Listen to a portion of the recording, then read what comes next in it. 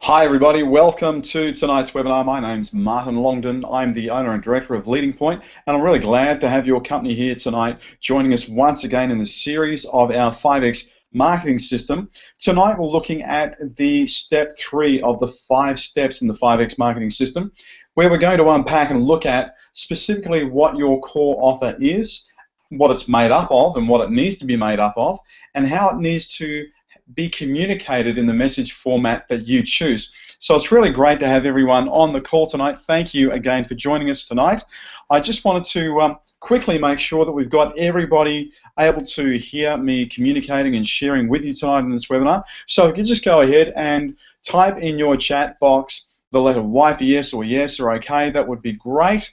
And great. Okay, so everybody that I'm seeing list up the chat box is confirming they can hear me 5 by 5 loud and clear. All right, well that's great everyone. I'm really looking forward to tonight for the main reason being that when we look at the core offer, and I know a lot of us, well in fact all of us have a core offer in our service or our product, and there's a lot of you that you've communicated to me previously leading up to this series that have indicated that some of you have a lead magnet, a lot of you do not or had never heard of the buyer gate before I had introduced that as part of unpacking our marketing system, what it is and how we use it, so you could then take what we use and implement it in your own business to get similar results.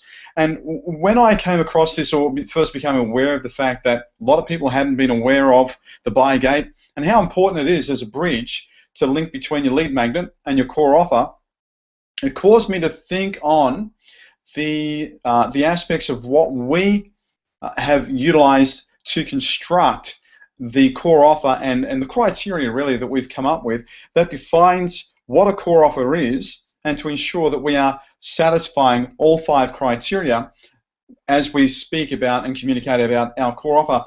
And so as I looked at this and I thought about this, I thought, okay, I really need to be able to serve you. I need to find even more information that I can communicate around this webinar on the core offer to really give you something that you can comprehensively understand with a lot of detail and information, especially around the implementation of how to do this, the how-to part or phase of doing something. And just to recap, you've got your why, what, your how, and then your what if, which is always your clarity in the questions that ask for further detail, but especially the implementation is incredibly important. And so I've done a little bit more creation and adding to the existing detail, really to give you a lot of understanding around the core offer, what the components are, and essentially how to make each component work really well. So then, as you're communicating your core offer, you're able to engage your audience that you've successfully taken through your lead magnet and your buyer gate, and obviously increasing your chances of converting your audience or having them convert your core offer and wanting to own that. So look, let's get straight into it. So firstly, what is your core offer? And again, we start off each webinar looking at specifically what is lead magnet, buyer gate, core offer, return path, profit maximizer, which are the other 2 that we're going to cover fairly shortly. The reason we do this is that we want for any one of you that have logged on, and this is your first webinar of the series, I'm doing this because it's incredibly important for us to establish the correct meaning up front, because everything that we develop as a way to explain and unpack that meaning then reflects the meaning that we have given something. So essentially it's like I'm sharing with you the elements that have formed our belief system around what a core offer is, because everything we develop out of our belief system is then going to be communicating that belief, and if it's a distorted meaning or a distorted belief, then it's going to give you a dysfunctional outcome or a dysfunctional result. So we obviously want to avoid that. This is why we're looking at what is your core offer. So we've come up with 5 key elements of what the core offer is, pardon me, and what it must do. And as we can see there on your screen, the first one is your emotional hot button. Second, your right sequence. Third, irresistible. Fourth, belief points. And the 5th one is your proof piece. So I'd really quickly like everyone just to, once again, tap in a yes or a Y, pardon me, or an okay, just to confirm that you can see the screen and you can see these 5 components and I'm going to take you through each one and unpack each one to give you a fuller understanding of both what it is, why that particular component is important, and then how to communicate that component around your core offer so it's actually representing an aspect of your core offer. So great, everyone is indicating that they can see that nice and clearly. Excellent. So the key objective of your core offer is to take your complete solution and be able to communicate that and represent that clearly in a way that it answers your ideal client's question as to the complete problem that they have. And what I mean by that is just simply your lead magnet is an ultra-specific solution to an ultra-specific problem that your ideal client has. It's the most painful aspect of their problem that they want immediate relief and immediate results to. Your core offer is the full representation that your lead magnet took one aspect of to communicate and initially attract and engage your ideal client into the pipeline building process that we're now looking at the third stage of.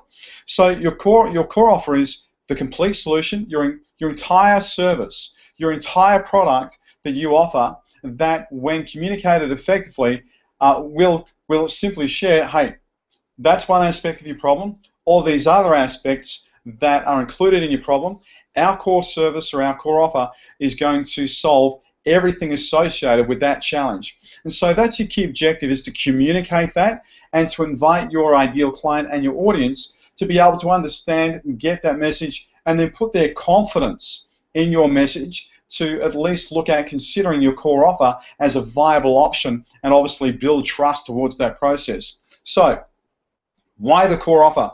Why are we, I suppose more to the point, why are we putting the core offer at stage 3 instead of at the end? And I'll tell you a really simple reason why. And it's based on neuro-linguistic programming, or NLP. And NLP teaches the way that we think is to take information that we engage with in our environment and we process that information in one of 5 ways. And there's 3 predominant ways that we process information. It's a visual, auditory, and tactile touch sense, or what we call kinesthetic. The reason we put the core offer at the 3rd stage and not at the end is because within our ability to process information through these 5 senses, the predominant 3s that I've just mentioned to you, both from an external reference and an internal reference of how we represent that, we form strategies to enable us to make a choice or a decision path that effectively checks the information that we're looking at to make a decision at least 3 times before we make a decision. So at stage 3, we've got the core offer. Stage 1, your lead magnet, that's the introduction. Stage 2 is your buyer gate.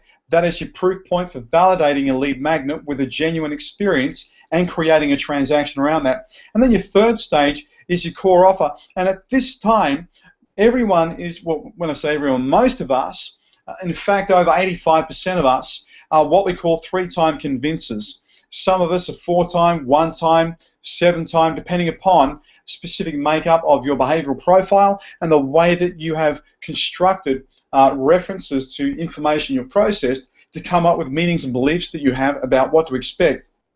Effectively, the majority of us are 3-time convincers. So the 1st and the 2nd time, you're validated and proven an aspect of your offer. And now the 3rd time, you're more likely to engage a positive response for people engaging your core offer than what you are at the stage 2 or stage 1.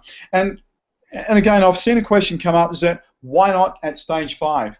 And the thinking, without going into the detail that I've been able to quickly read there, the thinking behind that question that Margaret, thank you Margaret, has posted in the chat box has been, well, if they're a minimum of 3-time, wouldn't it make more sense to be able to convert them at a higher rate than 85% if we left the core offer right at the end? And the short answer to that, which, you know, it's a valid and good question, the short answer is no. Because what happens is most people that are used to making a decision at the 3rd point of introducing new information that builds upon the congruency of the previous 2 stages, if they do not make a decision for that particular experience or for that service at that time, then the likelihood of them making a favorable decision the fourth or the fifth time that they're exposed to your product or service has diminished, simply because after the third stage, they then start to automatically sort within their thinking opportunities to find other options and look for alternatives to enable them to go through the same process. Why? Because we're all creatures of habit. Once we've developed a way of thinking that works for us on some level, then we're going to simply re-engage that level of thinking to process the same decision pathway that we've effectively constructed in our own thinking in a way that we feel comfortable with and that provides a high level of certainty for us to get a similar result each time that we engage the same decision-making strategy. So it's really important that we introduce the core offer at stage 3 in order to capture the majority of people's convincer strategy or buying strategy to be made after the third time they're exposed to your information. And there's a little bit technical there, but I really wanted to share that with you because it's important to help you understand why we've developed the 5X marketing system with the core offer smack bang in the middle. And I trust as I've answered that question for you, I've been able to add for you a lot more clarity through answering that for you, and give some time to reflect on what I've shared, replay this webinar, the recording that we're going to make available to you, and I think we're also including it, and yes we are, including it in a complimentary follow-up system that you can also access. You may be watching that right now as a result of going to our site and logging on and subscribing so you can get this series. Replay the video, watch it, and just think about what I'm sharing with you, and think about some of the other areas of your business that you could also introduce that same thinking strategy to some of your other marketing efforts. All right, so let's move on. Your client wants to outsource the provision of your core offer and continually experience the solution results every time they use your core offer. In other words, your client doesn't want to have to become the specialist in what you provide in order to rely upon the result that your service will provide for them. And the reason that this is incredibly important is because when they look at making a purchase, they are then delegating and transferring or crystallizing, for want of a better term, the trust that has been developed in the lead up to the offer around your core offer and the opportunity to engage it. They are now exchanging that intangible value of trust into a monetary transaction with an expectation that that trust will continue to be upheld and continue to be supported every time they go back to using your core offer to give them the same or an improved result to them each time they use it over time. So the short answer is that they're outsourcing their trust in exchange for consistency to give them the result that they expect. Remember this, guys, trust in conversion or trust in exchange for consistency. Trust is the language of absolute certainty and confidence. No trust, lack of certainty, unable to build consistent confidence. So the connection there between the two is that as they make a decision to engage a core offer, what they're doing is effectively exchanging their trust to expect consistency that supports their decision and their congruency in offering their trust to you in the first place. So it's really important that when they're effectively outsourcing their trust to you, they're expecting that you would then deliver back to them a consistent experience in delivering the service to maintain that trust and therefore maintain the relationship. And that builds the platform for what we're going to look at in webinar number 5, which is your return pathway. No trust around your core offer, they will not be open to reconsidering your purchase or your offer if they've engaged your buyer gate or your lead magnet and haven't, for whatever reason, it hasn't been the right time for them to engage a core service. They then will no longer engage your return pathway strategy, and we'll cover a lot more detail around that when we get there. So for now, be aware of this. So what does a great core offer have? And so let's look at these 5 key components that we touched on at the beginning and begin to unpack them for you. So firstly, again, guys, can I quickly ask you just to type into your chat box and let me know you can see this screen, because we're going to go into the specifics of each of these key components and really unpack them. And obviously it's going to help you if you can see it, you're hearing my voice, Please make notes if you have the opportunity to do so, because then you're engaging the three major modalities of how you represent information in order to create greater opportunity to retain what you're being taught here right now around the first time.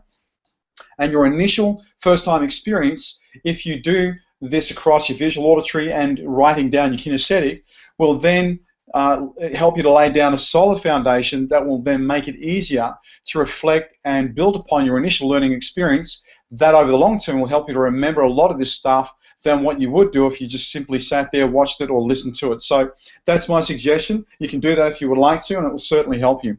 So let's look at, and great, yep, everyone's been able to see the screen. So thanks, guys. Appreciate your feedback. All right, so let's look at your core offer, the emotional hot button. Your key emotional direct driver must activate one of the 5 following emotions. It must activate a sense of pride, a sense of pride in yourself where you feel better. There's a sense of significance and satisfaction in you taking action, engaging the service, and then getting the result that your core offer has promised. It's got to be able to invoke that expectation that as they take action, they're going to feel good about themselves. The next one is fear, and this is really around not of a fear of failure, but certainly a fear of loss. That if they do not take action, then they will miss out on experiencing the results that you promise, which means that they'll then say no to themselves around the solution that you're offering that they see will solve their challenge. So it's really important. This is a 2-level thing here. The first level is that you've got to be able to confirm in their thinking that your solution, your core offer, will in a complete fashion solve their challenge in a complete fashion. Once you've achieved that level of belief, and we talk about belief points a little bit more shortly, then as you introduce the fear of loss, you're then validating, guys, if you don't take up this offer, you're going to miss out, and that means you're not going to experience a potential solution that's going to take away the pain for you and effectively redirect your behavior to engaging in more productive things or moving you along in your business somewhere else. We're going to address that fear of loss for you right now, and we won't call it that, but effectively it's tapping into if I don't take action, then I'm going to miss out, and can be quite powerful because some people have not learned to separate the fear of loss from the emotional experience of not taking action and then regret. And we've all experienced that. The choice is as to whether or not you hold on to it, but that's a whole other conversation we can have around that. And clearly the soundbite is, if you feel regret, find a way to make it positive for you, make it work for you, and leave regret behind. Do not allow it to be a companion in your life. All right, let's look at the third one, gain. A sense of gain, and by gain I simply mean there's an improvement upon the current situation. And this is ideal. You'll be able to see the power of these elements around the core offer really shortly. The gain aspect is ideal if your ideal client has a challenge and they've gone at least part way, even if they've taken the first of 1,000 steps to solving their problem or their challenge, and they've got to some degree a small result that's given them an aspect of a solution. So they've got something. And the gain, the emotional response of gain is really looking at improving upon what they've already achieved as a result so far, yet they see clearly there's a lot of room for improvement. So if you're able to craft your message, and if that aspect of that characteristic represents your ideal client in the ideal client profile, and you've gotten ahead and you've worked through the blueprint marketing service that we offer, where we sit down and we look at your ideal client profile in order to get a real understanding around what emotional key drivers that we need to be touching on in your message around your core offer to make it stick for them. If you've already looked at this, then you'll notice that an aspect of our ideal client, for example, looks at wanting to improve upon what they've already got. They've got, if you like, the vanilla version or the beige approach, the beige solution. And the beige solution has given them a specific answer, and it gives them an introduction to a solution to their existing challenge, but there's a lot of room for improvement. Then gain could well be your emotional hot button to focus on in your core offer. All right, value. A really simple example around value is when you go out and you find your favourite business shirts, and obviously I'm recording from experience here, so this is a personal example out of my own life. You go out and you find your favourite business shirt store, are having a sale, and they have up to 70% off. And because you're a member, they'll give you 75% off every shirt if you buy 10 or more. Guess what I did? Ended up buying 10 shirts. So I bought 10 shirts, got 75% off. I think it was for a 2-day sale only. Got an email sent out to me. They've got me on their autoresponder list, which is fantastic, or their broadcast list, which is great. I got notified of that. Now, I don't need 10 business shirts. I think I've got about 15 of them. And the other, maybe 12, maybe 10 or 11, there's 20 plus shirts that I have. I haven't worn half of them for more than 12 months. They still fit me. They're still crisp and new, but I just haven't worn them because I don't wear business shirts that often. I'm able to go out and have a chat to clients in a smart casual setting without having to wear the cuffs and the collar and the tie, and I only do that fairly occasionally. So for me, it's not really around feeling a sense of satisfaction or good about myself in capitalizing upon that offer. It was that in my mind, in my map of reality, I looked at that offer and I thought, hey, that represents really good value. I'm going to go ahead and I think I spent about $120 for 10 shirts, which sometimes you can buy 2 shirts or even one high quality shirt, or even more than $120 just to buy one shirt, a really good quality shirt. So for me, that represented a great concept of value, a really good picture of value in my head. I've got them there. If I use them, I use them. If I don't, they go to a charity.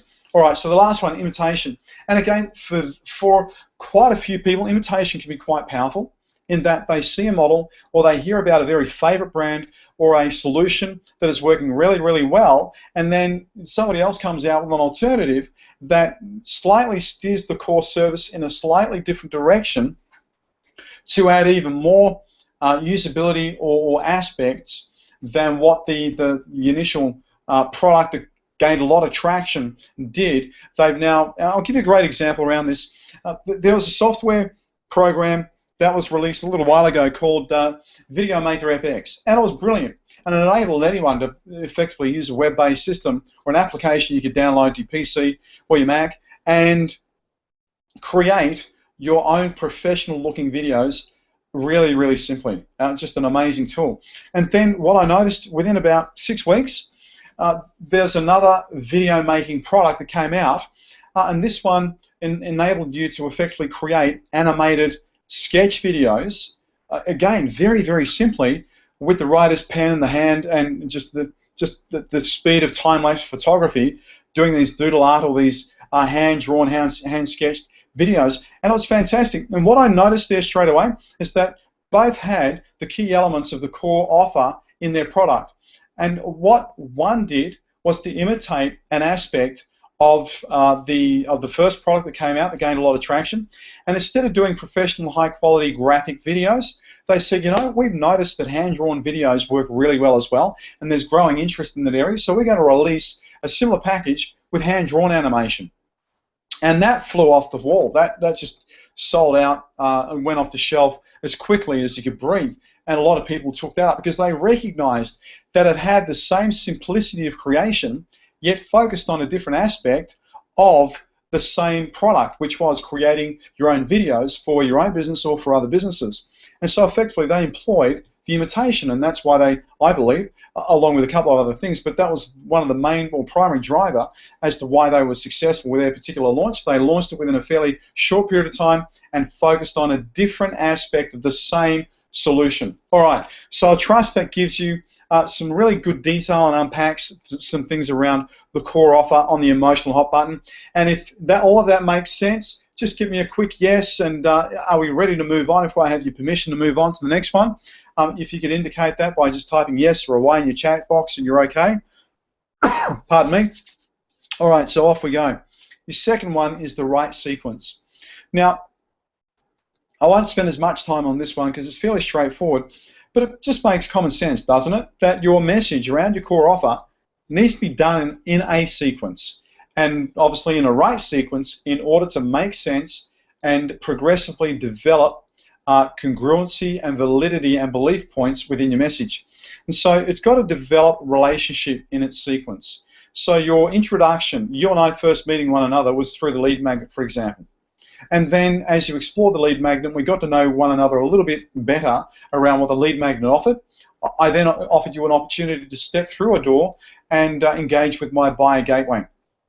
And you may have already done that, you may not have done that, and that's fine. But essentially, that buyer gateway is like you and I first going out together and enjoying a good movie, and then I'm inviting you over to my place with a bunch of my friends to hang out with me and have a barbecue and watch a film and take a swim in the pool. So that's the buyer gate. It's progressively developing trust and respect within a relationship, that as that trust grows to a particular level, and I've talked about this at the start of the tonight's webinar, that will then lead into an opportunity as to whether or not they want to be part of your community. And that's really what the core offer is about, is inviting your ideal client to participate and become a member of your business community through your core offer.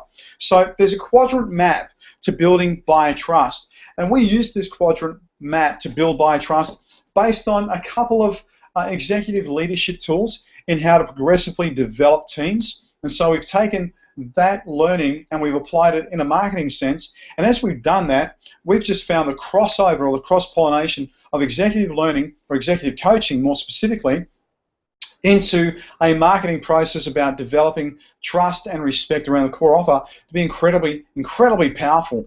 It just makes a lot of sense because it is working with the way that people go about making decisions in relationship in order to build trust over time.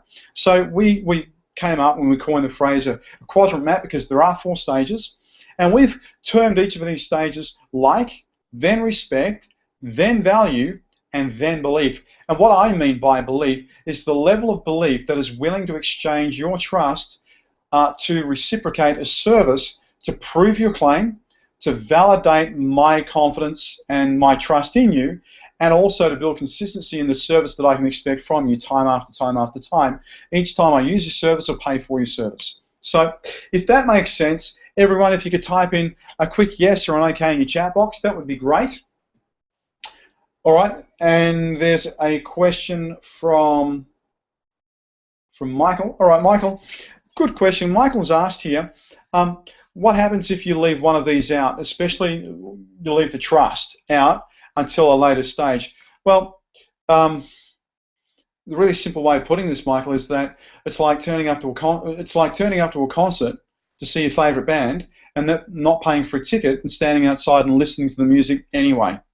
It's that they hear your message and they engage your initial content. They may have even had a slight experience or an aspect of your solution in an experience with your lead magnet or your buyer gateway, but then they've chosen to say, you know, I really don't believe that by being in the auditorium is going to give me the same experience as what I can get standing on the outside of the auditorium and just listening to the music. I don't really have to be a part of the crowd in order to still have the same experience. And that's vital, because the only way your business is going to grow is as you grow your community and your initial buyers remain repeat buyers and members of your community in an ongoing fashion. Very important distinction to make, and really one to be very clear about. You need to incorporate belief, and the level of trust that you need to develop is at stage 3, your core offer. If they're not buying a core offer, it is because one, you haven't done this process in the way that it needs to be done in order to generate that trust, and that could be a marketing issue or an ideal client profile issue. Or the secondly is that if you know you've done your ideal client profiling correctly before you start your marketing around this 5X marketing system, and the person gets the core offer and they bounce away or they choose not to engage, it's then validating your marketing is that you're only speaking to the audience that you want to include, and anybody else who isn't part of that same ideal client profile that you want to engage with are then qualifying themselves out of your buying process, which is what you want to happen. Flash here, guys. You don't want to be all things to all people, because when you attempt to be all things to all people, you then stop becoming a specialist in a particular niche within your market. And so it's really important you get that. And if you're not being a specialist in a particular niche, then you're going to be stretched and find it incredibly difficult to establish something around consistency around what you do. And consistency is very important, as is focus, because without focus and consistency, you're not going to be able to build the necessary systems to automate or procedurize what needs to be done in implementing your actions to get the result, to deliver the core service, and engage and build a tribe and a community of people that buy your service and want to be repeat buyers. So it's got to be like, respect, value, and belief in that order throughout your lead magnet, your buyer gateway, and also, more crucially, in your message structure around your core offer. And we'll talk a little bit more about that. All right, number 3. Let's move on. We've got a lot to cover. So number 3, it's got to be irresistible. So your core offer has to reflect all aspects of what your ideal client values in their ideal service across 3 main areas. It's got to be irresistible on these 3 fronts, guys. Firstly, it's got to be really, really easy to do and easy to implement. So there's an old saying that says people pay for implementation. It's great to know why to do it, to know what to do, but a lot of people, the majority of people, pay to know how to do it. Because when they know how to do it, they then know that they're going to follow the similar strategy or sequence to get the same or a similar result that's going to work for them and give them a solution to the challenge. So it's going to be really easy to implement. Secondly, it's got to be easy to, through the implementation, to be able to then access and achieve the results that the message around your core offer is promising that they will get. And then, of course, the follow-up of the support, once they've achieved a result and they found it easy to implement and achieve the result, then in order to find the consistency through repeating this, if there's something that comes up that they didn't expect, they've got to know that there's an ease of accessing support. And no more is this more common than in the information product or the software product. A lot can go wrong with software, let me tell you. I've experienced it. And what I look for before I make a purchase to a core offer through a vendor or a provider, a supplier with our business, I will always explore the aspect of their support. And the reason I want to do this is because I know that nothing is perfect and that what you least expect may occur at the most unexpected time or the most inconvenient of time. And I'll tell you what, guys, this issue around the webinars, we developed a solution, and some of you have probably already become aware of this through the service that we've created, and we now package in our Invent webinar system or service that you can also access when you want to do this stuff without having to actually learn how to do it or pay for it. We created a system that utilizes a combination of a couple of proprietary software platforms and Google Hangouts, because we can make unlimited access across bandwidth and the number of users. If we want 5 users or 5,000, we've got no limitation so long as people's bandwidth can handle the connection, because we've got unlimited access to bandwidth. It's Google. They want to facilitate a 5,000 Hangout. They're going to make the bandwidth available, and they do. Let me tell you, it's a fantastic platform and product. So we've made this system available, and one of the key steps that we took to assess the validity and the viability of this platform working really well was to look at the support. We asked a number of questions around support. It's the why, what, how, what if. It's that what if phase that what if this happens? What if that happens? What's the contingency plan? What's the risk mitigation for this occurring? Who can we contact if we've got what we classify as being a critical problem, and we set the criteria for what a critical problem was, and the response time that we get a response to, and a number of these things. And we ended up doing this, and as a result of doing this, we were able to just simply realize that the ease of accessing support and the flexibility that these guys demonstrated in putting something together for us was brilliant. So it was really easy to do, and it is just incredibly easy to do webinars and events online through this particular package that we've created, along with some support from these guys. It helps us to achieve really easy results, and the support is there for us. So your core offer has to be irresistible according to this criteria. Otherwise, it's not going to be easy for people to want to engage your core offer. All right.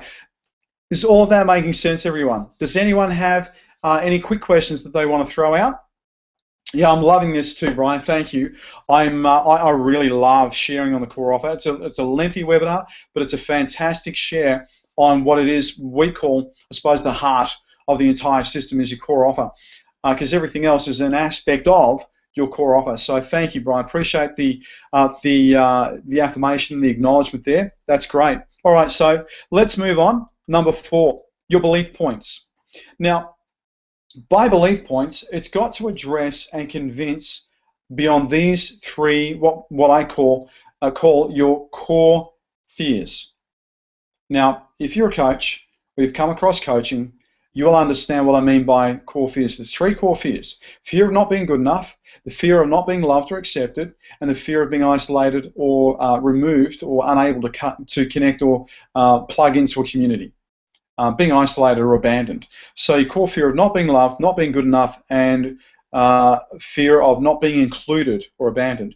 They are the 3 core fears that are at the heart of the other fears that we engage in order to justify some of the choices and decisions that we make. So it's got to address and convince beyond the fear of not being good enough to do this. You know, this is really simple to do. This is going to get you a great result. And you know, you might be aware of the you know, am I good enough to actually do this? Am I good enough in my skill set? Am I good enough in my tenacity and my perseverance? Am I good enough in me being able to continue to handle what might feel as being overwhelmed from time to time until I find a solution and get the result by taking continual action? It's got to address that. It also has to address not deserving of the results. Well, that might be for them, but really it's not for me. I don't deserve that level of success.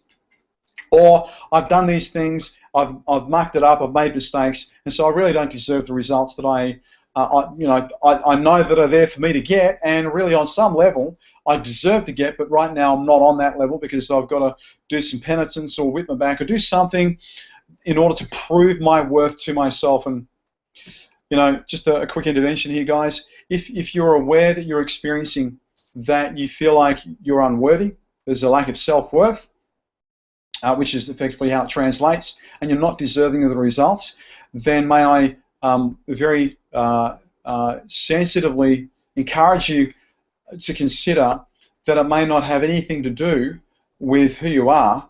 It may have something to do with what has happened or what you may have done in the past that you see as not meeting somebody else's expectations, and so you've internalized that experience as effectively meaning that you're not good enough to meet someone else's expectations, and that tells you who you are. The reality is, guys, is that that's a falsehood. The reality is who you are is brilliant. You're amazing, and you can do this. And you do deserve to have the result that implementing this or even any other system within your business to what end that you're wanting to achieve as an improved lifestyle of quality and freedom, you do deserve to have this. So I just really sense there, and obviously we're going to edit that in within the recording, that I was there for at least one person on this webinar tonight. There's 60 odd of you, so I'm not going to obviously single anyone out because that would be incredibly insensitive and incredibly cruel to do. But please be encouraged that resonates with you or even other people.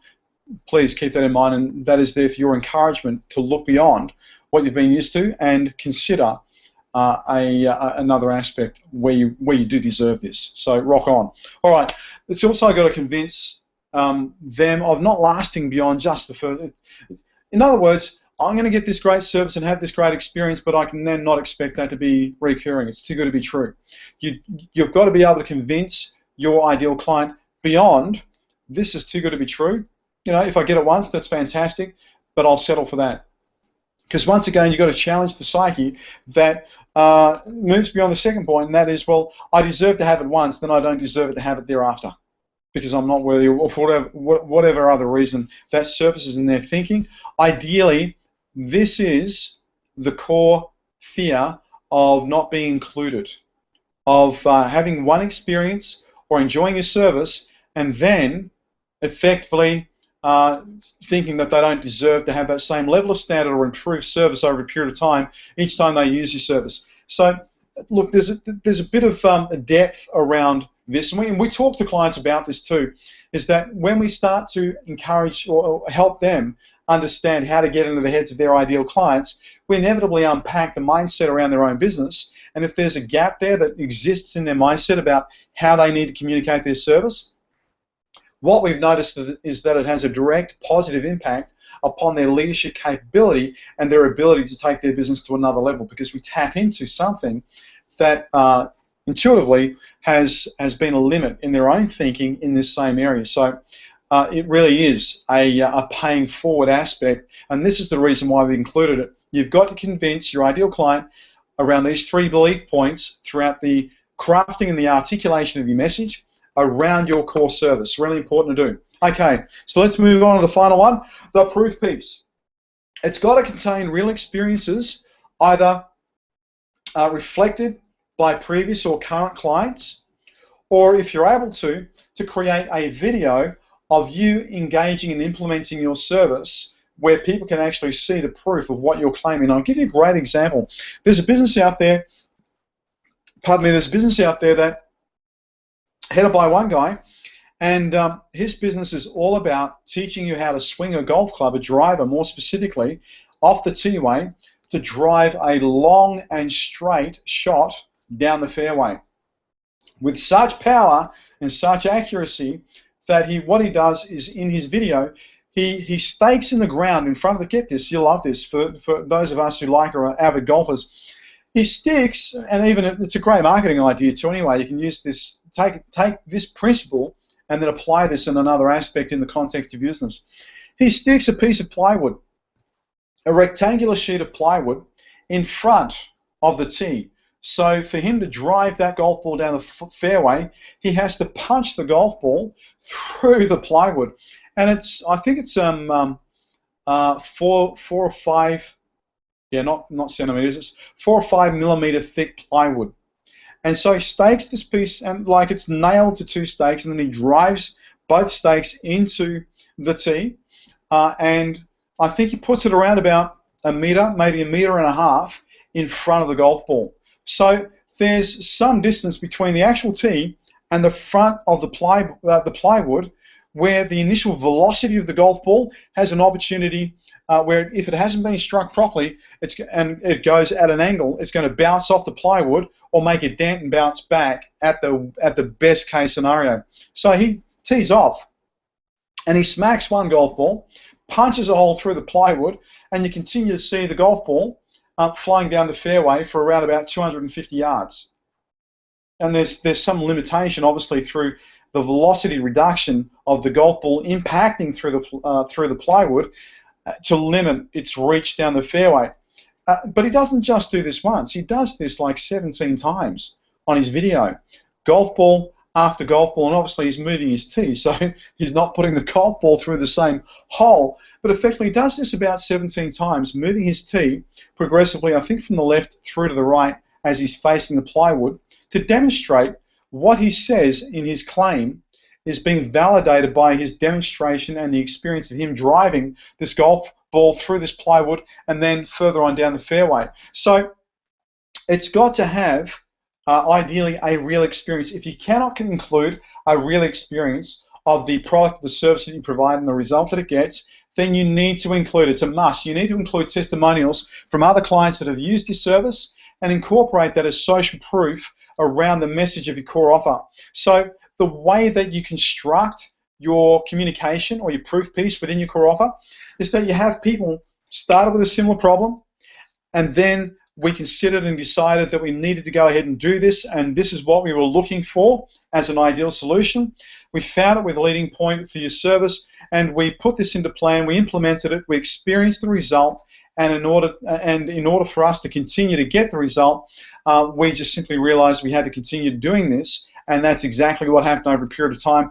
Our results were consistent, the results grew, whatever happened with the results, in a favorable fashion, and so therefore it validates the experience that your core service is offering through the message you're communicating. So these are the 5 elements that you need to have within your core offer. Now what I want to do is offer a couple, I think 3 I've got included here, 3 additional points that you need to also be aware of to factor in. Now there's, with the full-blown service that we incorporate and that we deliver to our clients, there's 17 of these, but I wanted to pick out what I consider to be 3 pretty important ones to get you started, and that will give you a really good head start towards getting the results that you want. Even if you don't include these additional points, they'll inevitably will surface in your thinking, and you'll need to focus on them.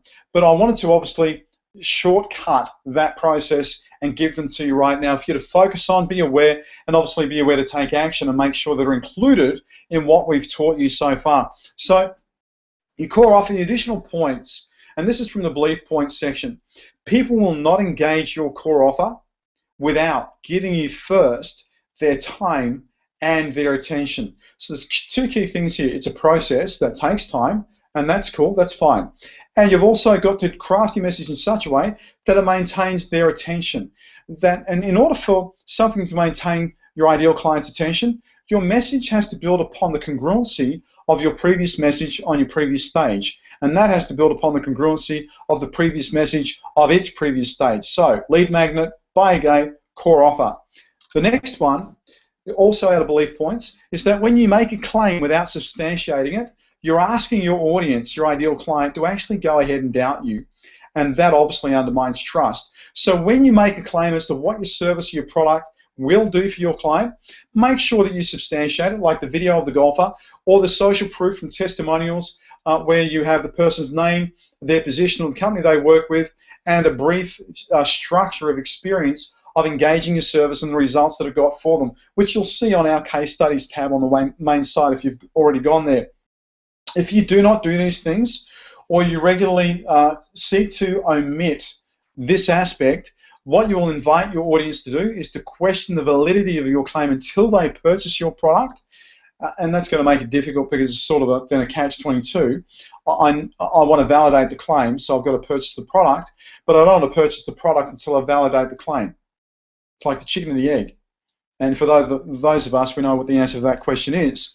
But effectively, when you make a claim without substantiating it, you're inviting doubt. All right, the final one is taking out of the right sequence element of the components of the core offer.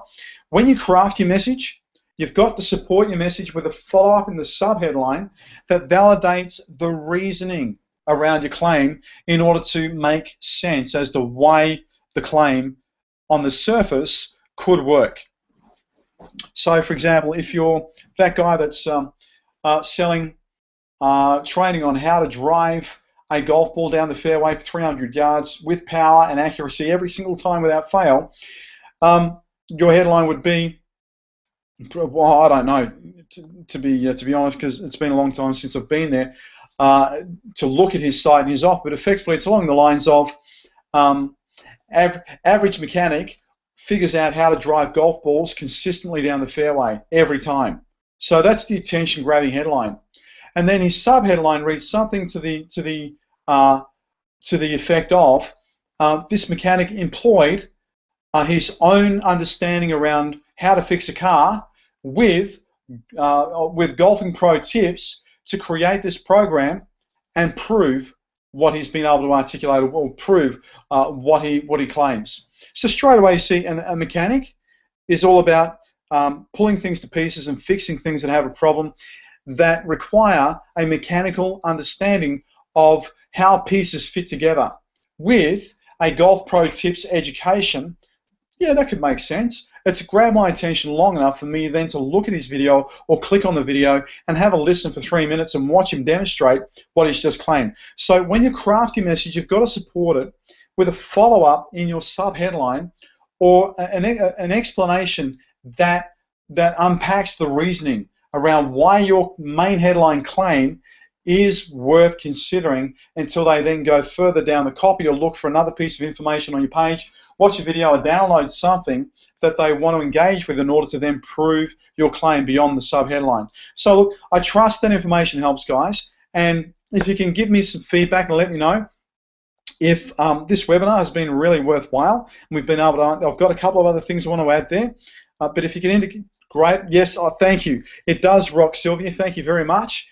I love sharing on the core offer because you get this right and you translate what you learn out of the core offer into the other stages of the 5X marketing plan. Effectively, it's going to be pretty difficult to fail if you follow the system. And we've seen that happen time and time again. It's like, cutting out cookies on a conveyor belt. You're going to get the same or similar shaped cookie every time you apply this particular system, time and time again. All right, so let's have a look at the 5 key components. Just to sum up, the emotional hot button, you've got to tag at least 5 or 1 of 5 different emotions. The right sequence, you like, you respect, you respect, I've just had a mental blank, guys. Effectively, you like, you respect, you trust. You've got to be able to build that in. It's really important that you do. It's got to be irresistible. It has to be irresistible. Your belief points, we've touched on some elements around your mindset you need to be aware of when you're looking at belief points. And of course, your proof piece. It's got to have social proof or evidence that people can watch or read about or know with absolute certainty when they engage that piece of evidence that it builds towards the validity of your claim of your service. All right, so your next step from here, guys, is to access the worksheet below this video and then to begin to develop an outline of your own core offer. And there's a specific worksheet that I've included there to take you through these 5 components and get you thinking about which of the elements within your own core offer around your service, your product, do you have included, and perhaps highlighting to you that you could also improve, and maybe there are some elements there that you can include that you've got missing at the moment, and this is going to help you fill the gaps and build out a very holistic message that you're crafting around your core offer. Additional resources of how to develop this into something tangible that you can use in your business are also going to be sent to you via email. So keep an eye out for those over the next day or two. And I believe that you're going to be also receiving a follow-up email from this session that you've watched here for the next video, which is where we look at maximizing the profit out of your core offer with follow-up offers. So that's going to be really cool to give you some additional tools that you can use in your suite of your marketing around the 5X marketing system in order to really create return clients and repeat business that love your core offer and obviously maximize your profit through that process too. So everyone, that is the webinar. It is a cut, it's a take, or whatever they say in the film business, I have no idea. But effectively, we're done on our webinar. We've covered everything we wanted to cover. And just for the sake of me providing the service for you, like, respect, value, and belief. For me, value is just something automatic with respect, but there is a difference between respect and value. People are valuing you as an individual by demonstrating courtesy and dignity as indicators and characteristics of respect. But when they value your values, they then move from a level of respect and now they're willing to engage in another level of partnership with you in seeing themselves holding the same important cornerstone values in their own life that they see replicated or see in your life. And that's really important in the process of developing relationship and trust in that buyer relationship, because they may respect you and can respect your differences and respect how that solution could work for them, but may not value that it's going to deliver or follow through and actually give them what it is that they value personally. So it's really important you connect on common values between you and your service and the values your ideal client has at the core of who they are and what is important to them about solving the challenge in order for them to move on to the next level of belief, which then develops trust that they then exchange to engage and experience in your service and obviously impart or release a transaction around that to compensate you for making that service available for them. So that is that's the webinar, guys. Thank you again for joining us. Just to leave you on the last slide there for the 5 key components, if you wanted to write those down. And again, for those of you that have engaged in the 5X Marketing Plan offer of the 5 free videos as part of this particular series, go back, replay the video. I'd suggest replay it another time to pull out the key elements out of some of the detail that we've dug into to really unpack and flesh out and give a lot of clarity around each of these components, why they're important, what makes them important, and then how to do that yourself in order to get a similar result when you implement some of the reasoning behind these key components in the way that we do here at Leading Point to help our clients get great results. All right, guys, it's been wonderful to have you on the webinar. Yep, thank you, Marcia. Really appreciate your confidence. Mark, thank you. Yes, thank you, Terry. Thank you, Todd. Appreciate that. All right, guys, it's a wrap. That's the term I was looking for. Thanks very much for your attendance, and looking forward to catching up with you in the next webinar where we're going to be covering the profit maximization of creating additional add-on and opt-in offers after your core service to really augment and improve their value experience that you're offering to your ideal client. All right, thanks, guys.